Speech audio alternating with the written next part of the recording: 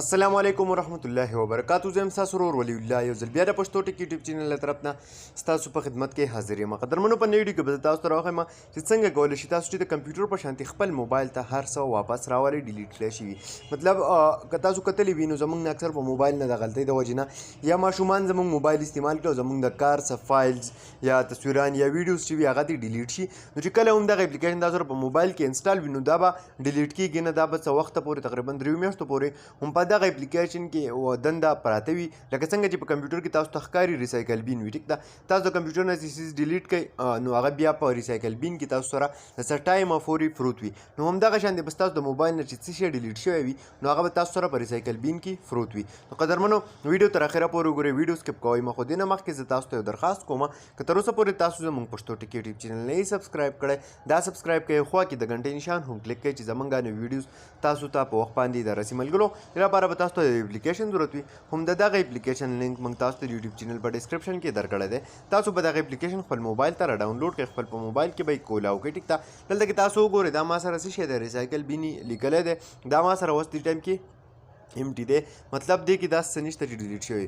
اوس چې کله زه سکینینګ وکړم مطلب زه خپل موبایل سکین کړم نو دا وګورئ تاسو ما سره چې څه شونه څه ما ډیلیټ کړي دي نو هغه مکمل ما سره دلته کې پراته دي. مثال په طور زه اوس څه شی واپس راولم خپل موبایل ته دغه ډیلیټ کړی شوي څیزونو نه. سمپل زه به په هغې باندې کم څیز زه واپس راغوښتل غواړم نو په هغې به زه کلیک وکړم نو دا به ما سره واپس هغه د موبایل کم ځای نه چې ډیلیټ شوي دی هلته به دا سټور شي. دا وګورئ چې کم تصویران ترې ما ډیلیټ کړي دي ډېر وخت مخکې نه نو هغه ټوټل دلته کې دا وګورئ 5537 تصویران ما سره ډیپ سکین کې واپس شو.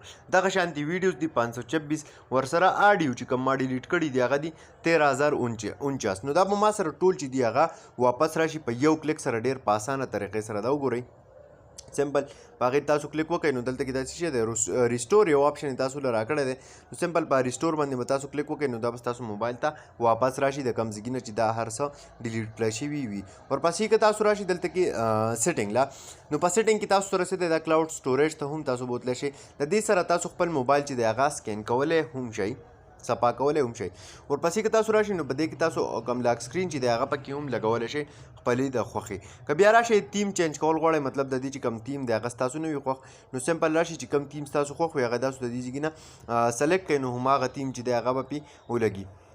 دغه شانتې که لینګویج کې څه مسله وي ژبه یې چینج کول غواړئ نو هغه یې هم چینج کولی شي. نوټیفیکیشن یې آن کول غواړئ یا کول غواړئ نو دغه پکې هم چې دي هغه تاسو کولی شئ. نو چېرته به هم ستاسو د موبایل نه څه شی ډېر په اسانه طریقې سره چېرته هم نه ډیلیټ کېږي. که په غلطۍ ډیلیټ شي یا ماشومان یې ډیلیټ کړي نو هغه په دغه طریقه تاسو ته په دغه ځای کې واپس میلاویږي د 3 میاشتو پورې. د 3 میاشتو نه هم سیوا چې څونه وخت پورې وي سمپل دغه اپلیکیشن خپل موبایل ته انسټال کړئ، ډیپ سکین پې وکړئ نو هغه هر څه چې دي هغه به تاسو ته په دغه ځای کې واپس میلاو شي او په دغه طریقې سره خپل موبایل ته واپس ریسټور کړئ. قدرمنو دا ونه ویډیو امید لرم چې خوښه شوي وي. که خوښه شوي وي لایک یې کړئ، چینل سبسکرایبول مه هېروئ، ملګرو سره یې شیر کړئ. تر بلې ویډیو د خپل ځان ډېر زیات خیال ساتئ. د خدای په امان.